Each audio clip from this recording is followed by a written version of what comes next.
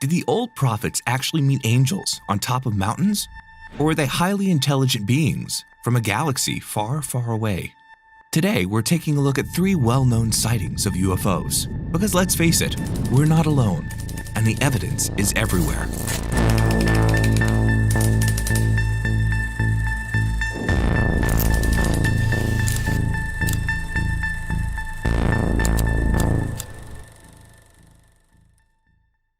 In today's video, we'll be looking back through the history of astronomy. Ever since the first human learned to peer up at the sky, we've been endlessly fascinated by celestial wonders. Some find religious meaning in the cosmos, others derive scientific theories from it. Either way, astronomy is a field that has been around since the dawn of man. If you're curious to know more, let's dive in.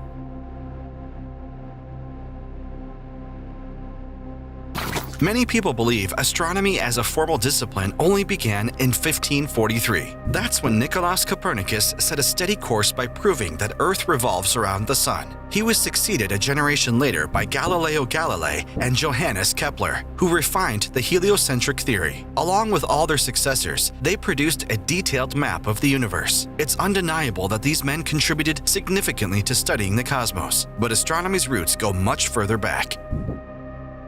It's no exaggeration to say that astronomy has existed as an exact science for more than 5 millennia, writes the late science historian John North. It is the oldest of the natural sciences, dating back to antiquity. Astronomy originated in the religious, mythological, cosmological, calendrical, and astrological beliefs and practices of prehistory. Vestiges of these can still be found in present-day astrology. For tens of thousands of years, humans studied the heavens with just the naked eye and eventually crude instruments. There were many facts these early astronomers got wrong, but with limited knowledge and tools, that was inevitable.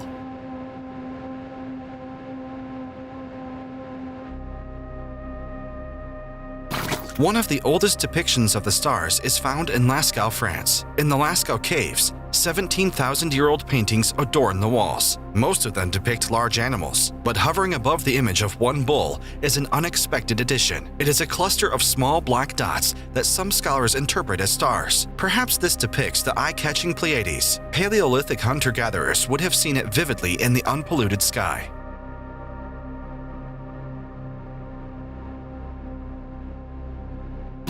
Calendars of the world have often been set by observations of the sun and moon. These celestial bodies mark the day, month, and year, and were important to agricultural societies. Their harvests often depended on planting at the correct time of year. Before the invention of lamps or electricity, the nearly full moon was also the only lighting for nighttime travel into city markets. Early cultures also associated celestial objects with gods and spirits. They related these objects to phenomena such as rain, drought, seasons, and tides. It is generally believed that the first astronomers were priests. They understood celestial objects and events to be manifestations of the divine. As the gods willed it, the heavens moved. Changes in the skies could herald the coming or going of deities. As we've talked about in previous videos, perhaps these gods weren't just supernatural beings. Perhaps they hailed from other, advanced civilizations across the stars. Ancient structures may have also been built according to astronomical alignments. This includes monuments like Stonehenge. Such structures fulfilled astronomical,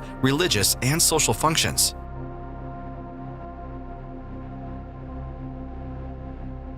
One society that had highly developed astronomy was ancient Egypt. Since the early days of their founding, they had watched the skies. It led to them developing advanced star charts. These schematic illustrations described the movements of various stars. They served many purposes, from keeping priests punctual for their nighttime rituals to guiding the dead to the afterlife. These star charts were often placed together with corpses in coffins. For example, dating to roughly 1600 BC, we have what may be the first portrait of the universe, the Nebra sky disk. In the 1st century BC, the Egyptians also created the Dendera zodiac. We mentioned this bas-relief in our previous video on ancient Egypt. The Dendera zodiac is located on the ceiling of the Hathor temple in Dendera. It contains images of the constellations Taurus and Libra. The Dendera zodiac is one of the best preserved ancient depictions of the sky, and the ancient Egyptians weren't the only society to do so. The Babylonians of the 1st millennium BC recorded their astronomical knowledge similarly. They inscribed the heliacal rising of important stars on clay tablets. This was the day a star first appeared above the horizon each year. From these lists, they produced planispheres. Planispheres were instruments showing stars and constellations that were visible at any given time.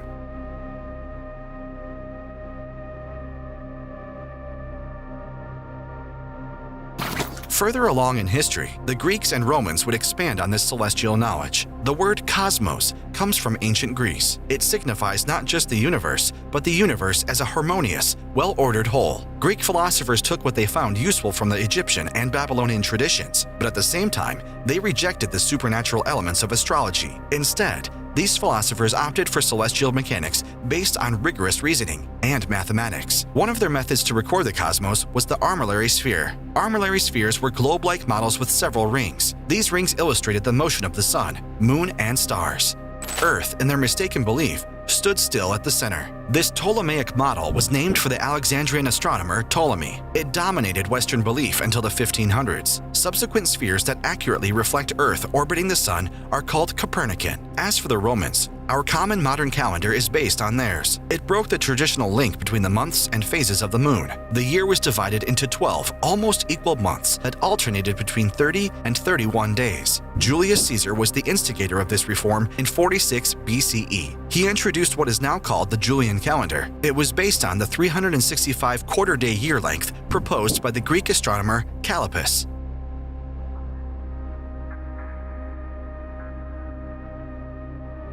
After Greece and Rome came the rise of Christianity. The Ptolemaic model meshed with Christianity's idea of humans being God's chosen race for salvation. Throughout the medieval period, Ptolemy's model became conventional wisdom. It remained so even as many other astronomers began challenging it. It was only after the Copernican revolution that the Church relented. And yet, even under our present model, there is so much we do not know. With every scientific advance, every mind-blowing, deep space image, we expand our view of the cosmos. Those cave dwellers gazed up at the sky in awe. So do we, even now.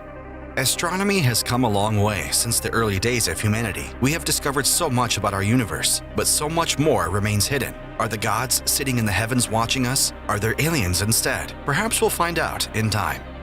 Make sure to comment below on what your thoughts are, and don't forget to leave a like and subscribe. Thanks for watching the video. Be sure to tune in next week.